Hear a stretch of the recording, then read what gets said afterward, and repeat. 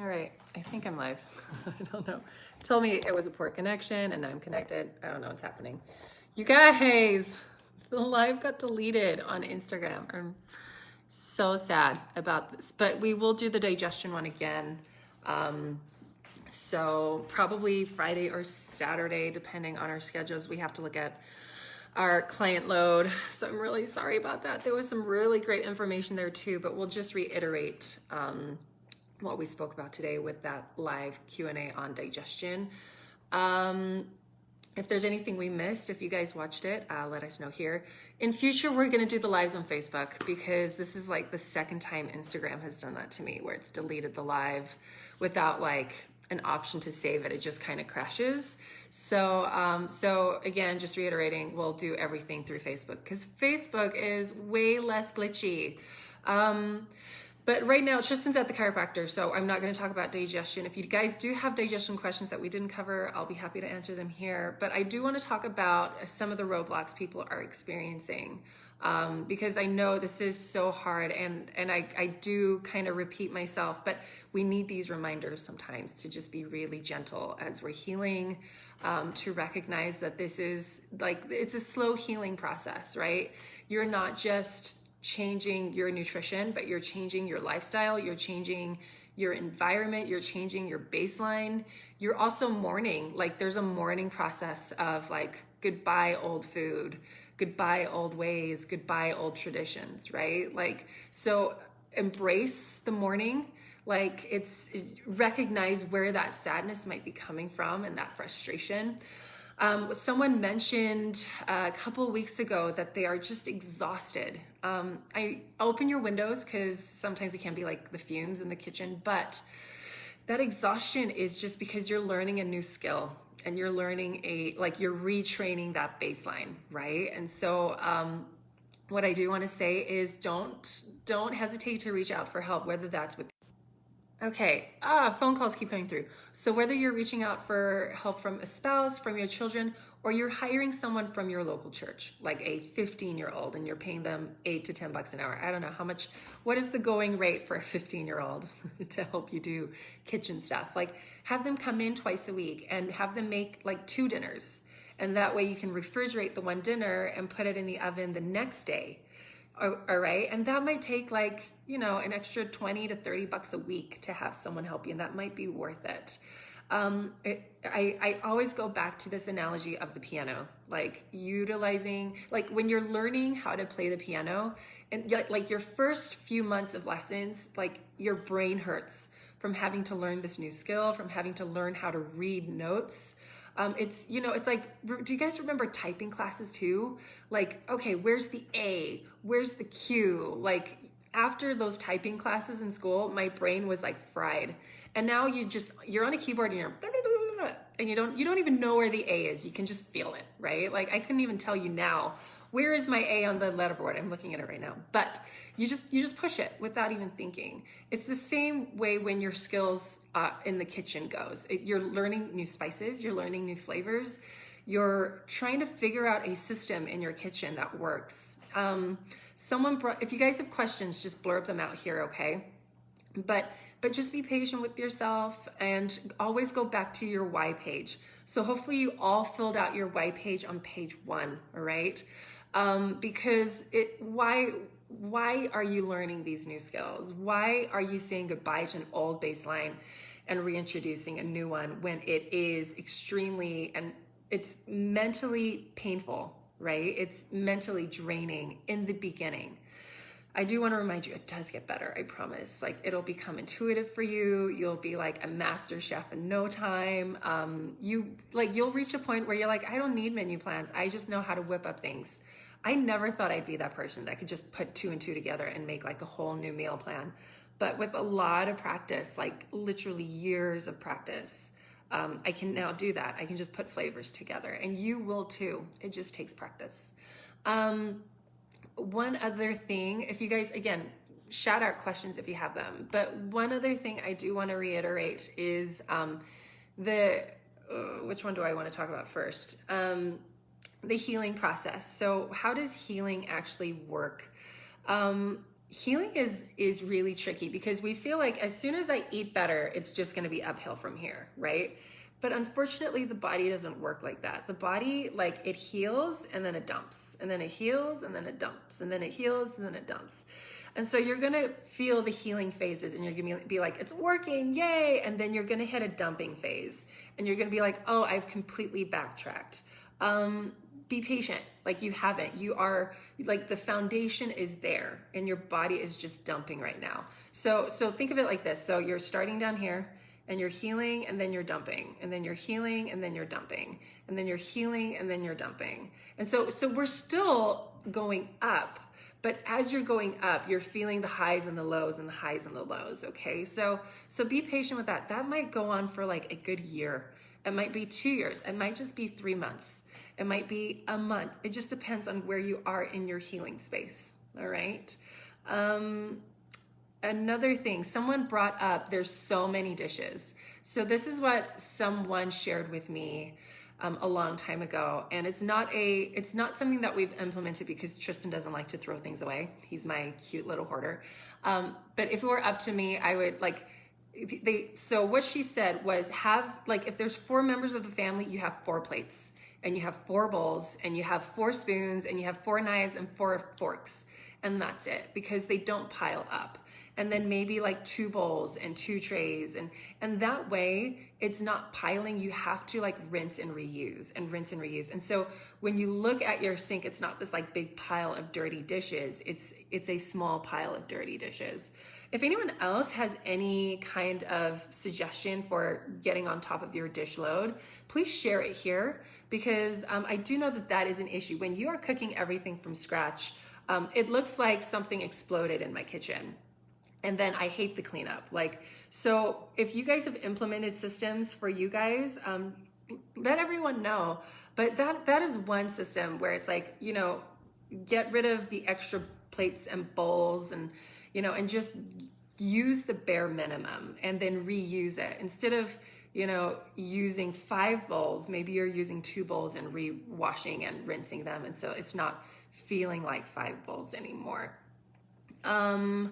And I think that was it. I think that's what I've been seeing a lot lately, is the overwhelm, the information overload.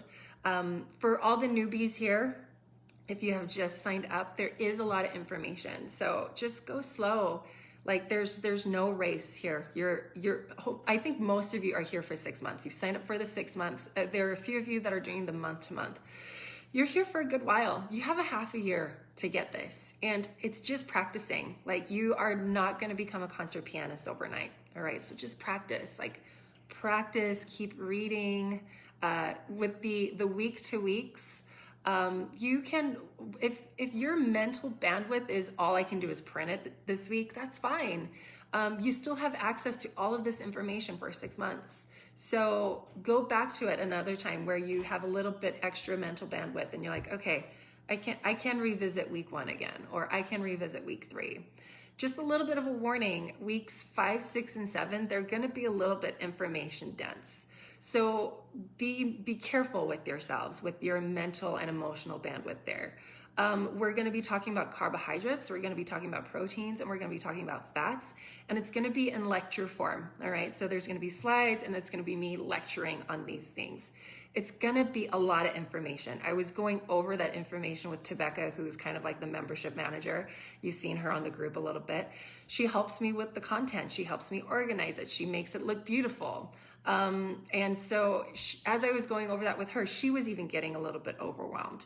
So we are trying to put it in words that it's not too much, but it's just enough that you are an expert in it. But go slow, okay? Like, you don't have to listen to all the lectures in 1 week. Just pace yourselves, all right? And then maybe start discussing it on the Facebook group. And maybe that is a better way to learn these things versus just the lecture. So maybe listen to the lecture while you're doing laundry, and then let's open up a discussion on Facebook. And maybe you'll learn more from the Facebook discussion than the actual lecture, all right? So go slow with this. I mean, people always ask me, like, how long did it take us to get to where we are? And it took us like 2 years. Like, even with like And we had cancer breathing down our necks, right? And that, like, to get from like nothing to something, that was a good year. And then to fine tune was another year, right? So we were still figuring out our baseline after 12 months with the timeline crunch of, oh my gosh, cancer's a doozy, you know, what are we gonna do here? So again, I was doing the research, and I had to figure out all the weird nooks and crannies, right? In order for it to all make sense. So you don't have to do that. We're doing that for you, but give yourself some time. Okay. And that's my little pep talk. Any other questions? There are no questions, you guys. No one's asking any. I feel like I'm just yakking away. That's all I do is talk, talk, talk. If there are no questions, concerns, I'm trying to remember what else were people bringing up. Oh, one last thing with the meal plans. If you are getting overwhelmed with them, maybe commit to doing a meal, like the super simple meal plan every other week. All right, so you don't have to do it every week. So 1 week you're following it to a T, and then the next week you're just free winging it, okay? And then the next week you're following the super simple menu plan to a T, and then the next week you're winging it. So you're giving yourself some mental breaks, okay? Because like that way it's not overwhelming, and it's like, oh my gosh, I have all these groceries, because certain people are saying I don't have enough groceries, and certain people are saying I have too many groceries. So maybe if you're on the side of too many groceries, then maybe you just kind of repeat some of the meals that you did the week before, but on your own timeline and all of that. Because sometimes too much structure can be really stressful if you are not quite there with your skill set. And what I mean by skill set is feeling comfortable in the kitchen. All right, so 1 week of structure, and then 1 week of like recuperating, and then another week of structure, and then another week of recuperating. So just do that. Let's see, what else? I should have written down all of these questions, and I didn't, because I wrote down all the questions for the digestion and that disappeared. So darn. What else? I think we should do a separate live about feeding children, even though there are a couple podcasts that we've done on that. Would you guys want to do like a Q&A about how to feed kids and all that jazz? And if you are new right now, we are going to redo the live because the live on digestion disappeared. All the lives are going to be on Facebook now because Instagram is just too glitchy. And we'll try and do that either Friday or Saturday, depending on our client schedules. But I think that's it for my little like encouragement soapbox. Katie, I'm so glad that you're soaking up the encouragement. It's hard. You know, I want you guys to know that like what you guys are doing is really fantastic, and it's hard. And the fact that you've jumped in and you're committing and you're not giving up. All right. I don't want to say that's the worst thing you can do to yourself, because again, you need to take care of your emotional and mental health and well-being. But the fact that you have committed, like, and you're here for 6 months, maybe you need to take a week or two off and then you come back. Okay. Blood sugar and insulin. Ooh, I love talking about blood sugar and insulin so much. I'll have to bring out like my little whiteboard and like start drawing pictures for you guys, because insulin and blood sugar is like a whole different ball game, and it's so fun. But Crystal, yes, we will talk about blood sugar and insulin. Anything else? Anything else? Oh my gosh, Kathy, 20 pounds. That's amazing. That is so great. I love, and it's not about weight loss, right? It's about like, well, Kathy, how's your energy? Is your energy better? You know, I do want to say that like, once your hormones are healed, once your body has less inflammation, weight loss shouldn't be hard. It should be easy. And I know like, that's not something that people say, but it's only hard if you're working against your body's chemistry. All right, your energy is better, you're feeling better, yay! Okay, sorry, you guys know I have ADD, right? Like I'm just all over the place. What was I saying? Weight loss, okay, like it should be easy. So once you've healed your hormones, once you've healed the inflammation, it should just start coming off of you. If it's not, that means we still have insulin resistance that we're trying to heal up. We still have some hormonal imbalances. And like, for instance, like a client last week, I put her on the autoimmune paleo and an adrenal protocol, and she didn't even know, and 2 months have gone by and she had no idea, but her husband's like, you're looking trimmer. And she checked and she's like, oh, I just lost 10 pounds. and she didn't even know because she wasn't even trying to lose weight. She was trying to feel better. So her energy is up. Like if you're trying to lose weight and you're tired, like you're working against your body, right? And so, let's see, I'm reading here. And it helped also when my son was found to be allergic to gluten. So I had the resources to help him because of you. Yay, that is so great. No, you helped him because of you, because you learned all of this, Kathy. So you need to give yourself the pat on the back because that was all your magical mojo right there. All right. Like I just provided a resource and you implemented it. So that was you, like hand clapping for you. Okay. So we'll do a live on insulin. If you're just checking in right now, this is basically an IG live pep talking you guys through the stress and the roadblocks and all of that jazz and giving you guys some tools on how to make it a little bit easier. Again, good, better, best. If you can only do good right now, that's good enough. Okay. I hear a lot of people comparing themselves to myself and Tristan. Please realize like we've been doing this for a really long time. All right. Like it's all about you. It's not about us. And you're like, go at your pace. No, your elimination diet, which is what I was on myself. I put him on that and it was, yay. That's so good. That's so good. So good. Okay. Any other questions or concerns? Any other IG lives that you want us to talk about? We will. So again, later this week, we will talk about digestion again, and it'll be on Facebook and not Instagram. And then we'll do blood sugar and insulin, and I want to throw in there insulin resistance because that's a really big one to understand. And anything, we're going to talk about children and nutrition and feeding children. And I need to tell you guys, like my kids still fight me on food. They eat it, but they still fight me, and this is like all they know. It's a funny story if you guys are still listening and still want to listen.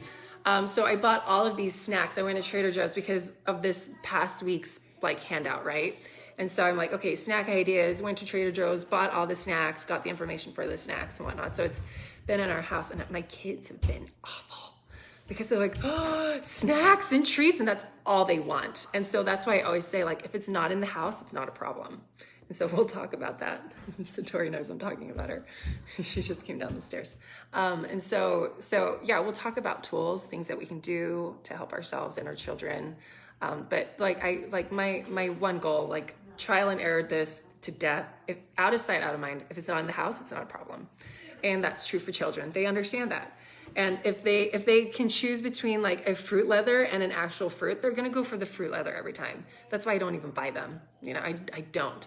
Now, if you're trying to transition your children from like fruit snacks to fruit, maybe you might have to go from like nasty fruit snacks to healthier fruit leathers than to fruit. Okay. So again, good, better, best. Okay.